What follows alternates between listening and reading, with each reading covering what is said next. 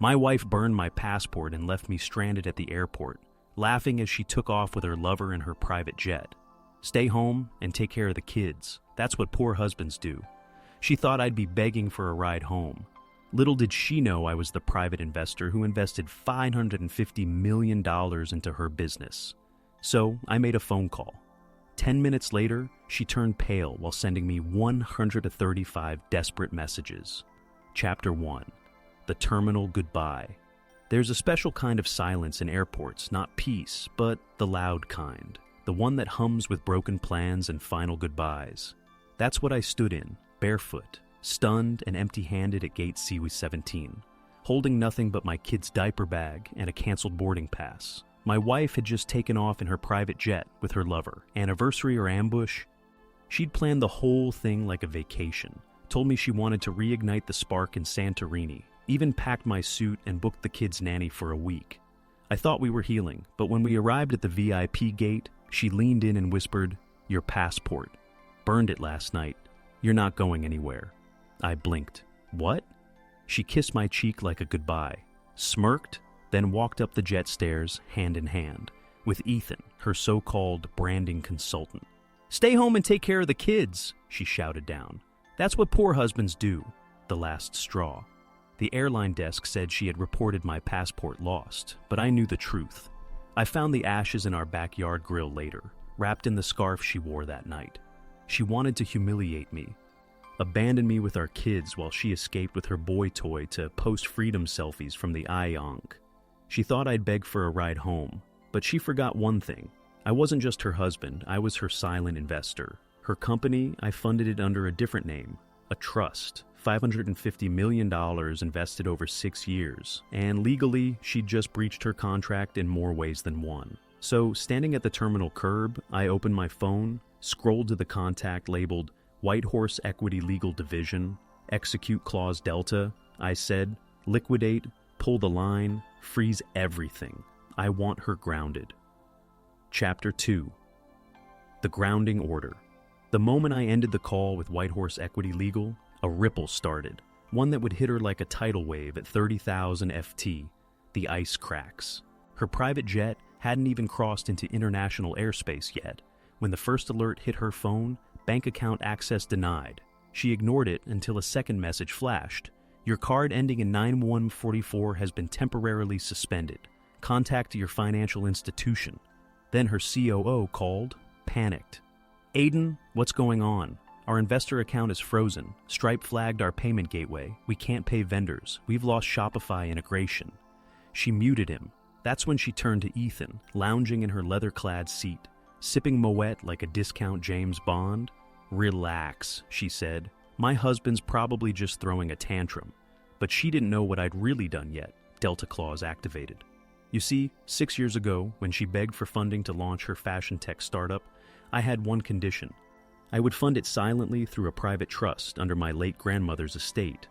But in the fine print, I had my attorneys insert Clause Delta, a kill switch that, if triggered by marital fraud, allowed me to pull all remaining Capital C's IP rights, lock out all executives, force a complete audit, and freeze of assets. Her affair wasn't just betrayal, it was grounds. And the moment she mocked me at that airport, she unknowingly gave me the leverage to detonate it. Orders issued, altitude dropping. As her jet soared somewhere over the Atlantic, a Federal Aviation Authority notification arrived at her pilot's dashboard. Request immediate landing at nearest international airstrip for pending financial investigation. It was optional for now, but once her jet touched down in Madrid for refueling, Spanish authorities were waiting with a list of civil litigation claims and asset seizure orders. Ethan started sweating. She started screaming. By then, I was already home, fed the twins, turned on a Disney movie, and watched the footage come in. She thought she was untouchable. That's the problem with people who think they're above consequences. They forget who built the empire beneath their feet. They don't think the quiet one, the one holding the diaper bag at the airport, might be the architect of it all. Chapter 3. Panic in Madrid. The jet door cracked open with a hiss, and the moment fresh air hit her face, so did the realization. This wasn't a layover, it was a trap.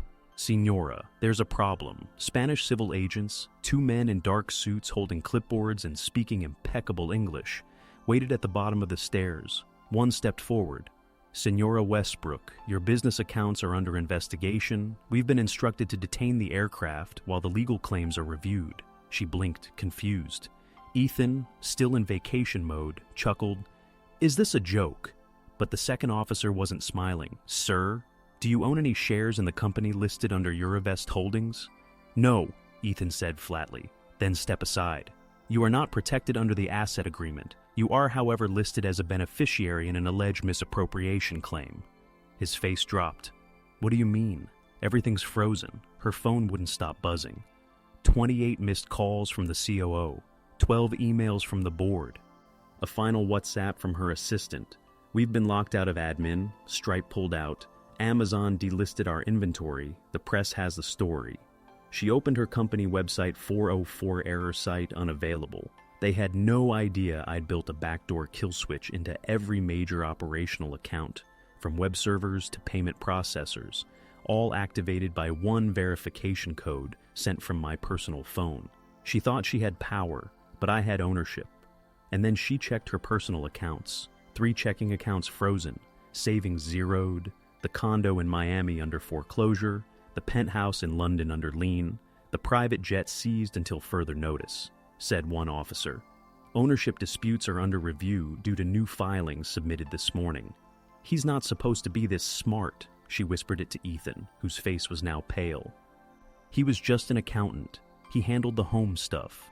I thought he didn't know anything wrong. I had graduated from Wharton. I had built businesses before hers. I just never needed credit. I let her play queen. But she forgot that the real king never brags. He just waits and watches. And now from thousands of miles away, I was watching her world collapse quietly and legally. Meanwhile, at home, I received a video. It was her in the Madrid airport lounge, crying, makeup-stree, screaming into her phone. Please, please just pick up. Talk to me, Aiden. I didn't mean for it to go this far. We can fix this. I watched it once, then deleted it. Chapter 4. The downfall is televised. Some people fear prison, some fear poverty, but narcissists fear exposure. And now the entire world was watching her fall. Breaking news. Fashion. CEO under fire, CNN, CNBC, Bloomberg, even TMZ. Every outlet ran some variation of the same headline. CEO Ariella Westbrook under investigation after silent investor pulls $550 million funding. Jet seized in Madrid amid fraud allegations. They replayed old clips of her giving TED Talks, smugly claiming, I built this brand from nothing, every thread, every stitch, my sweat, my soul, cut to the truth, no financial backing without me, no corporate structure without my lawyers, no designs, all outsourced under ghost names I registered. I didn't destroy her. I simply removed myself. And without me, the empire she bragged about became a house of cards in a hurricane. The shareholder revolt back in New York. The board convened an emergency meeting. Her COO, the one she ignored earlier, led the charge. She used personal funds to fly her boyfriend around the world. The main investor is gone. We've lost 84% of our stock value in 36 hours. Vote to remove her as CEO. Unanimous? Just like that. She was locked out of her own company's email, her office, her nameplate scraped from the glass wall. The world she stole was now shutting its doors one by one. The public apology that broke her, she posted it 48 hours later. Shaky selfie video, no makeup, no filters. I want to apologize to my team, my investors, my followers, and to the man I betrayed. Aiden, if you see this, I'm sorry. I was selfish. I took everything for granted. I should have known who I married. But even that too was calculated, because that same day her PR manager called my office begging for a meeting. She's willing to make a full public statement, take responsibility, maybe step down for a year. Would Mr. Westbrook consider a silent forgiveness campaign? I gave them one word. No. Public humiliation. Private silence. I didn't respond to her. Not to the videos, not to the emails, not to the $8,000 bottle of whiskey she mailed to my office with a handwritten note. We made magic once, come back and finish it with me. She forgot what I told her at the start of our marriage. Break my heart and I'll walk away without a word. But if you burn me, I'll burn everything you pretended to build. Meanwhile, in Madrid, the jet was grounded permanently. Her passport was flagged for financial review, and Ethan, he vanished. Once her AMX stopped working, so did his loyalty.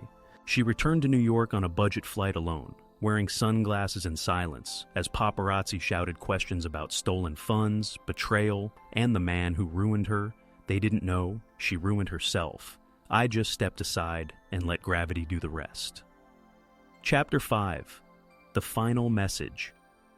There's a difference between revenge and closure. Revenge satisfies the wound, closure removes the scar. And after everything she did, the lies, the affair, the public humiliation, I didn't need to scream, sue, or slander. I just waited and let the silence speak for me. The box, it arrived at her penthouse on a rainy Thursday. The same one I helped her buy. No return label, just her name written in my handwriting. Inside, one copy of the divorce decree signed and finalized. One USB drive with photos of every document showing how the business was built. All in my name, and one final item, the charcoal sketch of our family drawn by our 6-year-old daughter, with me completely erased in pencil. I had framed it, not to be cruel, to remind her what she chose. The 135th message, she had sent 134 texts by then, begging, bargaining, raging, regretting. But it was message 135 that hit different. I ruined the only real thing I ever had, and now I'm surrounded by everything fake. You don't have to forgive me, Aiden, but please tell me you're okay. I didn't reply. Instead, I took a picture of my view. A cabin on the cliffside, kids sleeping inside, firelight dancing across the windows. Then typed 2 words, I'm home. Postscript. The legacy. Her company was restructured under a new name. The media eventually moved on. She teaches marketing now at a community college under her maiden name. No private jets, no camera crews, no red carpets, just a woman who once thought she had the world by its strings and lost it all by cutting the one thread holding it together. Me. The lesson people think power is loud, a title, a mansion, a spotlight, but real power is silent. It's the ability to rebuild in peace, to walk away without needing applause, and to forgive without forgetting. She burned my passport, but I rewrote my map, and this time, I'm the only one holding the keys. Was this revenge perfectly justified, or should the storm have raged harder? Drop your verdict below. I read every single one. Hit like if you crave justice and share this story with someone who needs its fire. Subscribe to Lauren's story, because if here, betrayals don't sleep. They hunt their owners. Every shadow hides a reckoning. Every mask breaks, and every betrayal is answered. Stay sharp, stay unbroken, stay tuned.